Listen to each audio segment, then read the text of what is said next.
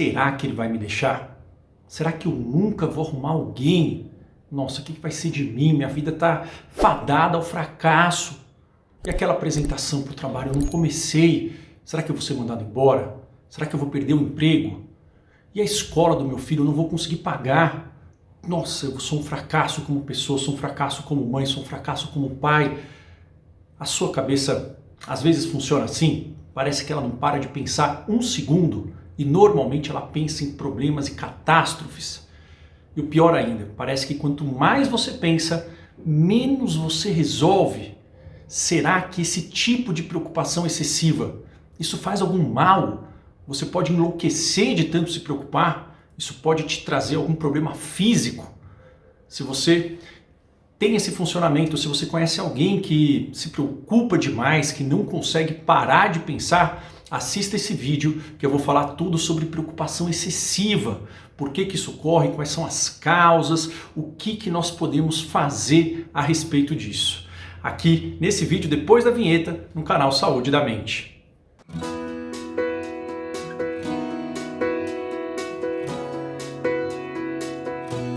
Olá, eu sou Marco Antônio Abud, sou médico psiquiatra, fundador do canal Saúde da Mente. Esses exemplos que eu dei no início do vídeo são exemplos muito comuns que afligem uma série de pessoas. É um dos quadros mais comuns em toda a saúde mental. Esses são exemplos de um transtorno de ansiedade generalizada. Obviamente isso não faz o diagnóstico, mas é um sintoma muito sugestivo.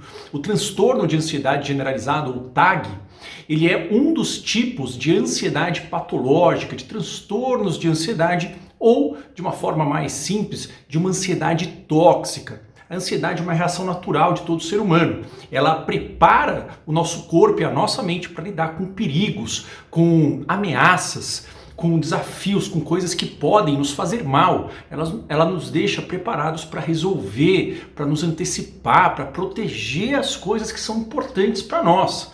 Só que às vezes esse circuito ele fica desregulado, ele entra num curto-circuito, num looping. E aí uma das características é a ansiedade generalizada. Nós temos 5 tipos principais de ansiedade tóxica. Temos o pânico, a agorafobia, a ansiedade social, fobias específicas. Se você quiser saber mais sobre todos esses tipos de ansiedade patológica, como que isso atua no cérebro, quais são os tratamentos que mais funcionam, onde que o remédio atua e quais as estratégias naturais não medicamentosas com a maior eficácia, tanto para aliviar quanto para manter você bem a longo prazo, eu convido você a se inscrever no workshop gratuito que vai ter, que é a Maratona Viva Livre da Ansiedade. A maratona é um workshop totalmente gratuito, como eu falei, composta de 4 aulas online, onde eu vou falar todos esses aspectos sobre ansiedade e obviamente eu vou dar estratégias cientificamente testadas que mostram eficácia para você começar a desarmar o circuito ansioso e começar a fortalecer o circuito cerebral da calma e do controle. Então, se você tem interesse, clica aqui no link que está abaixo na descrição do vídeo e entre no grupo de WhatsApp, ok? Bom, então, por que isso acontece? Como eu falei, né, a ansiedade generalizada é o quadro que mais produz esse tipo de pensamento. E o pior, na ansiedade generalizada, uma das características é a preocupação excessiva ou a dificuldade em parar de se preocupar. E a pessoa se preocupa com tudo. Ela se preocupa com as finanças, se preocupa com a família, com doença, ela se preocupa em poder passar mal, em ficar doente e ela se preocupa com a própria preocupação. Exatamente, as pessoas com ansiedade generalizada, normalmente, elas percebem que a preocupação dela está fazendo mal, que aquilo não está sendo produtivo, resolutivo, só que ela não consegue desligar. E quanto mais ela tenta, quanto mais ela fica preocupada por ser alguém muito preocupado, pior a ansiedade fica, mais desgastada, mais irritada, mais cansada, com menos concentração. Ela fica com menos saúde e menos armas ela tem para poder sair disso. A boa notícia é que esse quadro é altamente tratável. Existem algumas medicações que auxiliam em alguns casos, outras medicações não auxiliam e existem estratégias de remoldagem, como se fosse um retreinamento desse circuito que está alterado. Mas vamos entender então, de uma forma muito simples, como que é a neurociência do TAG, né? O TAG, que é a ansiedade generalizada, ela é basicamente caracterizada pela preocupação excessiva, por uma intolerância à incerteza e por uma dificuldade em tomar decisões. O receio, o medo de tomar uma decisão errada, de fazer uma escolha que vá dar errado, que vá, enfim, possivelmente proporcionar um fracasso para essa pessoa, essas coisas são extremamente exaustivas, são os pilares principais do TAG, né? Dificuldade em parar de se preocupar, intolerância à incerteza e intolerância a decisões, a possibilidade de tomar uma decisão errada. Para entender esse funcionamento, é interessante a gente entender o cérebro ansioso. O cérebro ele tem alguns circuitos. Existe um modo no cérebro, como eu falei, que é o circuito da ansiedade. Vamos imaginar que esse modo ele pode ser chamado de modo catástrofe.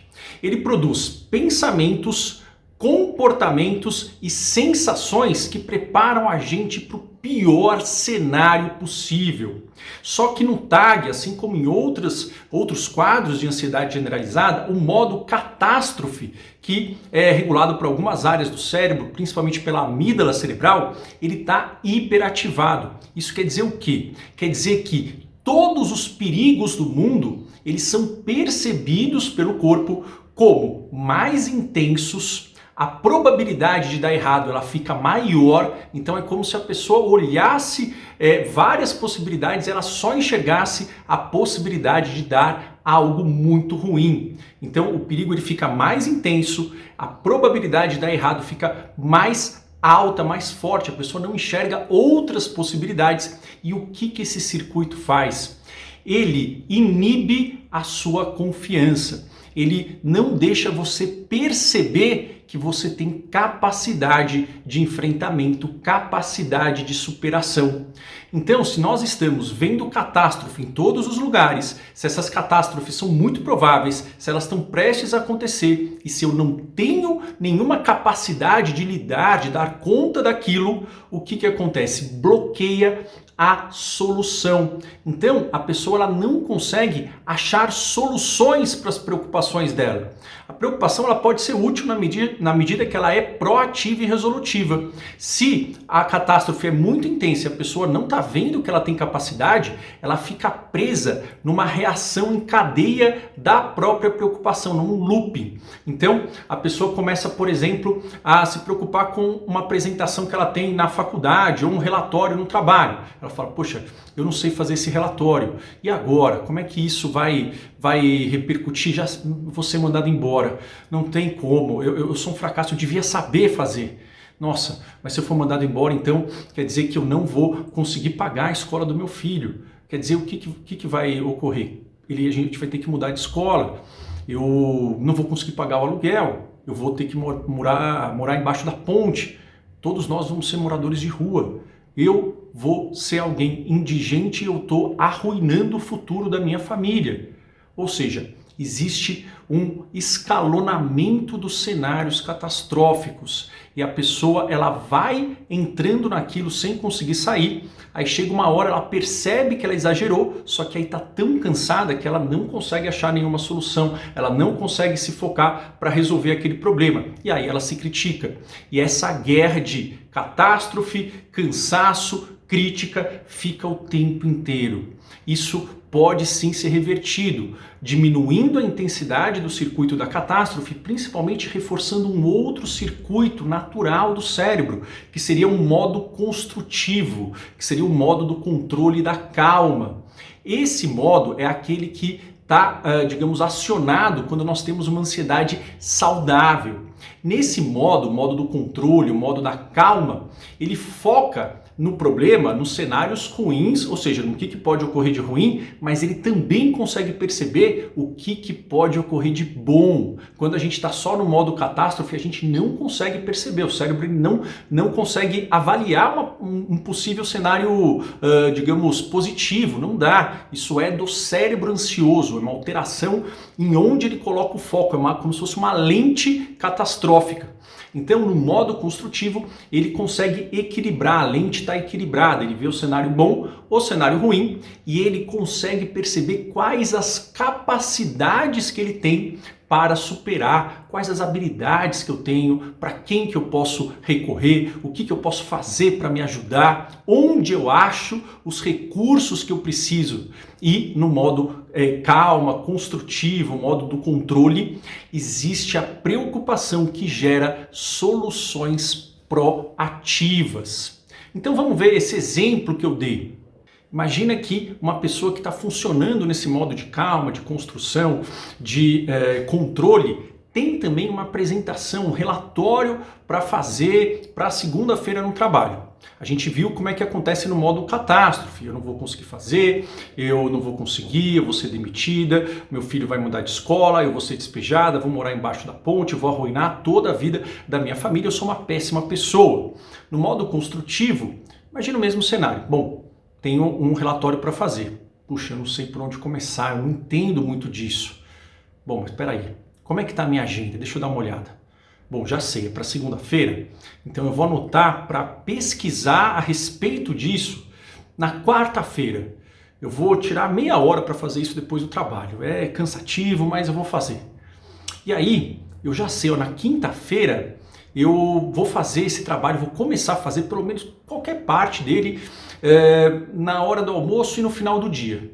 E aí na sexta, se eu não tiver conseguido fazer nada ou tiver péssimo, eu ainda posso perguntar para os meus colegas se eles têm alguma sugestão, eles podem ainda me ajudar. E aí eu tenho o fim de semana para poder dar um jeito nisso.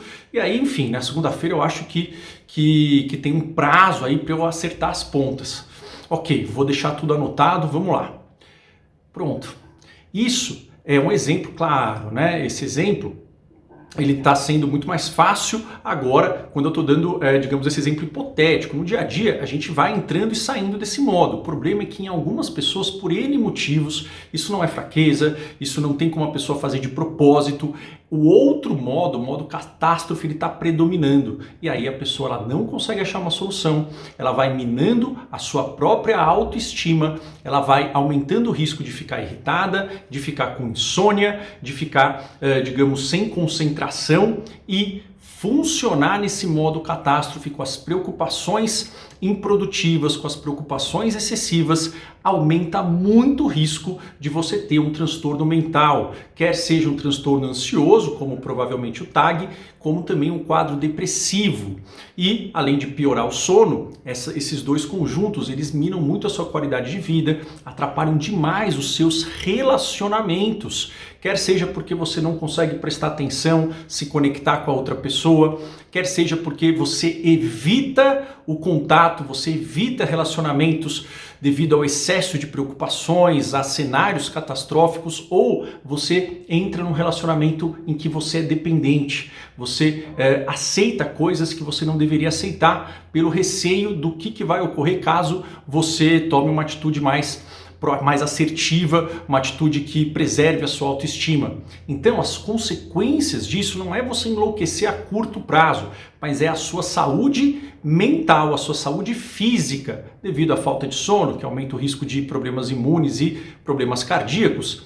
Então, aumenta o risco da sua saúde mental sofrer, da sua saúde física, aumenta o risco de prejuízos muito intensos para a sua autoestima e o risco de você ter problemas de relacionamentos. Quer seja por você evitar, quer seja por você ficar num relacionamento dependente ou por você ter muitas brigas, aumentar o risco de términos devido à falta de conexão e à irritabilidade que isso gera, ok? A dica que eu posso dar para vocês, tem várias estratégias para que a gente possa sair desse circuito, estratégias que mudam os pensamentos, estratégias que mudam as ações que nós fazemos em razão desse modo catástrofe, nós começarmos a agir de uma forma mais resolutiva, nós conseguirmos diferenciar o que é uma preocupação produtiva, do que é uma preocupação improdutiva, como que eu resolvo problemas sem ficar preocupado em excesso. Tudo isso é estudado, tem métodos para a gente poder auxiliar nisso, tá?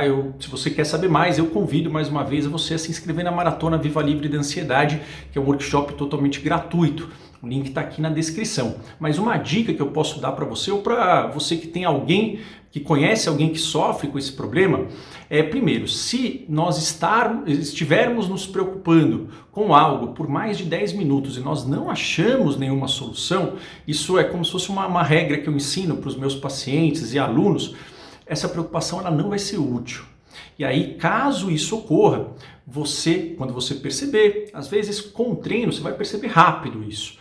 Se não, pode ser que demore um tempo, não tem problema. Quando você perceber que isso ocorreu, você vai falar, fala para você mesmo, mentalmente. E aí você anota essa preocupação num caderninho. Você deixa um caderninho para preocupação. Você anota e você vai se preocupar com isso em outro momento. Tem um vídeo aqui no canal que chama Hora de Preocupação, onde eu ensino essa técnica com mais detalhes. Essa é uma das técnicas da terapia cognitivo-comportamental que auxilia nesse início da mudança. Essa técnica associada a outros tipos de estratégias, a outros métodos psicológicos, eles se mostram muito eficazes para que a gente possa usar a ansiedade a nosso favor e, obviamente, conseguir conquistar o nosso potencial produtivo, nosso potencial em termos de relacionamento e de qualidade de vida, ok? Bom, deixa aqui os seus comentários se você tem isso, se você conhece alguém que tem isso, se você já tentou essa estratégia e deixa aqui também os outros temas que vocês querem ouvir, tanto aqui nos comentários no YouTube quanto no meu Instagram, no Dr. Marco Abud. Vou ficando por aqui, um forte abraço, nos vemos no próximo vídeo. Até lá!